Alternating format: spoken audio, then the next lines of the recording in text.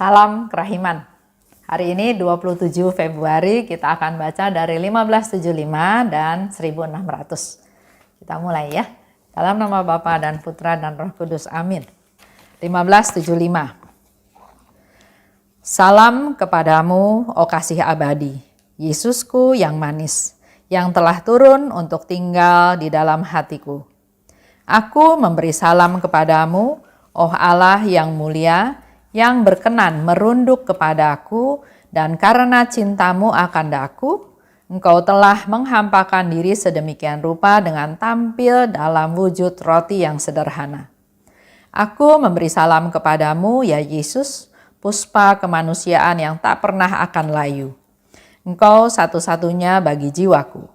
Cintamu lebih murni daripada bunga bakung, dan kehadiranmu lebih menyenangkan hatiku daripada harumnya sedap malam.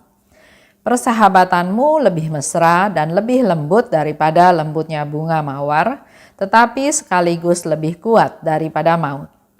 Oh Yesus, keindahan yang tiada tara, dengan jiwa-jiwa yang murnilah engkau menyatukan diri secara paling mesra, sebab hanya mereka yang mampu menunjukkan kegigihan dalam pengorbanan. Oh darah yang manis, yang merah laksana mawar, angkatlah harkat darahku dan ubahlah menjadi darahmu sendiri.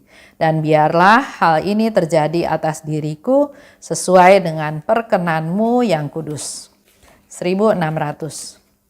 Oh Yesusku, kalau engkau sendiri tidak meredakan kerinduan jiwaku, tak seorang pun dapat menghibur atau meredakannya.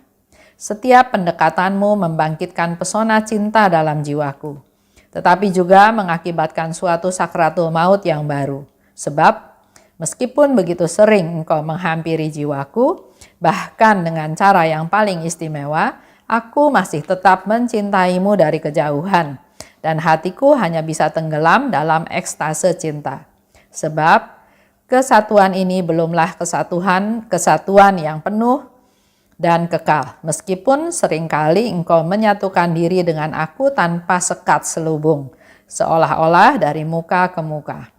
Dengan itu, ya Allahku, engkau justru membuka dalam jiwa dan hatiku suatu jurang cinta dan kerinduan akan Dikau. Dan jurang yang menganga amat besar ini, kerinduan total pada Allah ini tidak dapat sungguh-sungguh dipenuhi di bumi ini. Kita masih bicara tentang kasih Tuhan kepada kita semua, khususnya yang dirasakan oleh Suster Faustina. Salam kepadamu, oh kasih abadi, Yesusku yang manis, yang telah turun untuk tinggal dalam hatiku.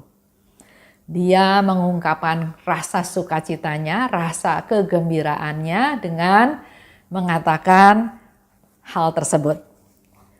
Yesus yang manis, yang mau turun dan tinggal di dalam hatiku. Dikatakan lebih lanjut, Yesus yang mulia, yang mau berkenan merunduk kepadaku. Jadi kita pun bisa mengungkapkan hal yang sama seperti Suster Faustina kepada Yesus. Dia sebagai penolongku, sebagai penghiburku, Yesus yang manis, Yesus yang baik, Yesus yang murah hati, Yesus yang peduli. Apa aja yang kita alami ya. Dan karena cintamu akan daku, engkau telah menghampakan diri dengan tampil dalam wujud roti yang sederhana. Ini seperti yang kita dengar kemarin ya. Yesus mau memberikan diri seutuhnya kepada kita. Dan hari ini Suster Faustina katakan karena cintamu padaku, karena dia mencintai kita seluruh manusia, dia mencintai Bapak, Ibu, dan kita semua, maka dia mau menghampakan diri dan menjadi roti yang sederhana. Engkau satu-satunya bagi jiwaku. Buat Suster Faustina yang terutama prioritas hidup dia adalah Tuhan. Kehadiranmu lebih menyenangkan hatiku daripada harumnya sedap malam. Ini satu ungkapan yang dikatakan oleh Suster Faustina. Dia sangat menghargai kehadiran Tuhan dan kehadiran itu membawa dia sukacita, bahagia, damai, kegembiraan. Bahkan dikatakan persahabatanmu lebih kuat daripada maut. Itu puji-pujian. Kita sering ya dikatakan nggak bisa berdoa, nggak bisa ngomong doanya bagaimana. Orang lain kok bisa doa panjang-panjang, saya nggak bisa. Mari belajar dari Suster Faustina. Di sini dia memuji Tuhan dengan membandingkan hal-hal yang ada dari dalam keadaan sekelilingnya. Dia bandingkan dengan bunga sedap malam, dia bandingkan dengan bunga bakung, dia juga bandingkan dengan matahari, dengan bintang, ya, dengan kerubim, ya. Dia bandingkan, bahkan di sini dikatakan persahabatanmu lebih kuat daripada maut. Dengan jiwa yang murni, engkau menyatukan diri secara paling mesra. Sebab hanya mereka yang mampu menunjukkan kegigihan dalam pengorbanan. Kalau kita ingat, dalam beberapa diary yang lalu juga disebutkan bahwa cinta, kasih, dan pengorbanan itu menjadi satu kesatuan. Dan sering juga Suster Faustina katakan dalam kasih dia mengalami pengorbanan, mengalami penderitaan. Tapi sekaligus dalam penderitaan juga dia mengalami kasih yang besar. Dua hal yang tidak bisa dipisahkan. Dan di sini dikatakan dengan jiwa yang murni, Tuhan menyatukan diri dengan paling mesra. Karena hanya jiwa yang murni yang dia bisa bertahan dengan kegigihannya, dengan kesabarannya dalam pengorbanan. Jiwa yang murni mampu menunjukkan kegigihannya dalam pengorbanan. Murni memberi kesucian yang besar. Dia bisa berdaya tahan. Contoh ya, seorang ibu dengan bayinya.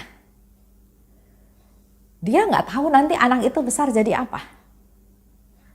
Tapi dengan kasih seorang ibu, kasih yang murni, dia akan lakukan apa saja untuk memberikan yang terbaik kepada anaknya. Pada waktu mengandung, ada yang nggak suka susu, ada yang nggak suka hati ayam, ada makanan-makanan yang dia nggak suka. Tapi demi bayi yang dikandungnya, demi kesehatannya, dia coba konsumsi itu. Walaupun muntah, tapi dia terus berusaha memberikan yang terbaik kepada bayinya. Dan setelah bayinya lahir, dengan segala macam kerewelannya, dengan segala macam ulahnya dalam tanda kutip, tapi si ibu ini selalu memberikan yang terbaik, berusaha memberikan yang terbaik kepada bayinya tanpa dia berpikir nanti anak ini akan jadi seperti apa, akan bagaimana. Memberikan, jadi cinta yang murni ini justru dia bisa bertahan dalam mempertahankan, dia tetap bisa berkorban dan dia gigih mempertahankan dengan cinta yang murni ini supaya dia bisa lulus dalam pengorbanan-pengorbanan yang harus dia alami. Setiap pendekatanmu membangkitkan pesona cinta dalam jiwaku, tapi juga mengakibatkan suatu sakratul maut yang baru. Seperti yang saya katakan, di dalam rasa cinta yang besar Suster Faustina, tapi pada saat yang sama dia juga merasakan sakratul maut yang baru. Ada cinta, ada penderitaan dalam waktu yang sama. Suster Faustina katakan dia bisa mencintai Tuhan dari kejauhan karena belum bersatu, belum sama-sama di surga, belum muka ketemu muka ya. Walaupun Tuhan datang, walaupun Tuhan menghibur dia, walaupun Tuhan berkata-kata, tapi ada satu kerinduan yang belum bisa terrealisasi karena Suster Faustina masih di bumi. Nah, itu yang dirasakan dia sebagai satu penderitaan, satu sakratul maut yang baru. Karena kesatuannya memang belum penuh dan belum kekal. Justru membuka dalam jiwa dan hatiku jurang cinta dan kerinduan akan dikau. Jurang yang menganga amat lebar.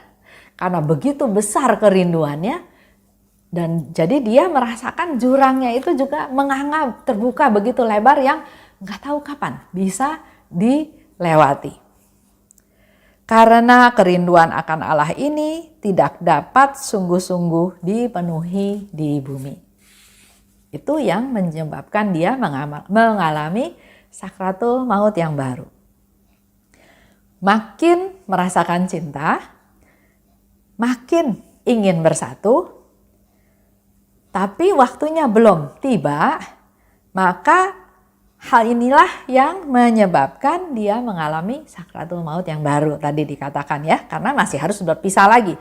Suster Faustina masih harus berjuang, masih harus ada di bumi, belum bersama-sama dengan Tuhan di surga.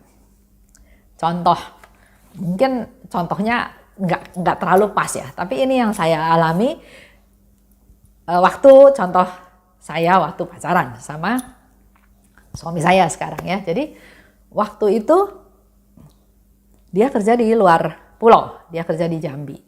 Saya masih di Jakarta, masih di Bandung bahkan, karena saya masih kuliah. Waktu itu ya pacaran, setelah pacaran akhirnya menikah ya. Tapi karena pekerjaan, dia di Jambi, saya masih harus menyelesaikan kuliah saya di Parahyangan, di Bandung, maka ada waktu yang harus berpisah. Pada waktu menantikan dia datang dari Jambi, ada satu sukacita yang luar biasa karena dia mau datang. Pada waktu dia datang ya pasti sukacita ya, bergembira karena bertemu dengan suami. Ada hari-hari di mana kita mengalami sukacita, tapi pada hari-hari tertentu di mana dia harus pulang lagi ke Jambi karena ada proyek, saya belum bisa ikut ke sana karena saya masih kuliah. Itu yang membuat ada satu kesedihan. Waduh, berpisah lagi. Masih perlu waktu lagi untuk ketemu lagi. Nah, perasaan sedih ini ada walaupun masih bersatu karena saya tahu dalam beberapa hari ini dia akan terbang lagi ke Jambi. Nah, ini yang dirasakan ya pasti beda jauh lah ya dengan Suster Faustina, tapi saya bisa merasakan di satu pihak ada kegembiraan karena dia datang, tapi di pihak lain juga ada kesedihan, ada kepedihan, ada penderitaan karena hal ini nggak bisa berlangsung seterusnya karena dia harus balik lagi ke proyek. Sedangkan saya masih harus melanjutkan kuliah saya. Sesuatu yang ada cinta, ada kegembiraan, tapi juga ada kesedihan.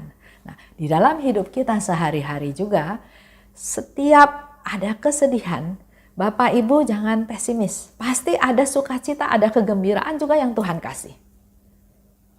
Mari kita buka hati, minta pencerahan dari Tuhan. Dalam hal masalah yang kita hadapi, pasti ada sukacita. Kalau di dalam Tuhan, kita sudah menyambut tubuh Tuhan, ada Tuhan yang maha kuasa, yang menguasai kita, yang memelihara kita. Pasti ada hal yang baik, ada hal yang Tuhan sediakan untuk kita. Mari kita bersabar, kita menunggu saatnya Tuhan, pasti saat yang paling baik. Kita tutup ya dengan doa. Dalam nama Bapa dan Putra dan Roh Kudus, amin. Oh luka kerahiman, oh hati Yesus, sembunyikanlah aku di dalam lubuk hatimu. Laksana satu tetes darahmu sendiri. Dan jangan biarkan aku terlepas dari situ selama-lamanya. Kurunglah aku di dalam lubuk hatimu, dan ajarlah aku mencintai Engkau.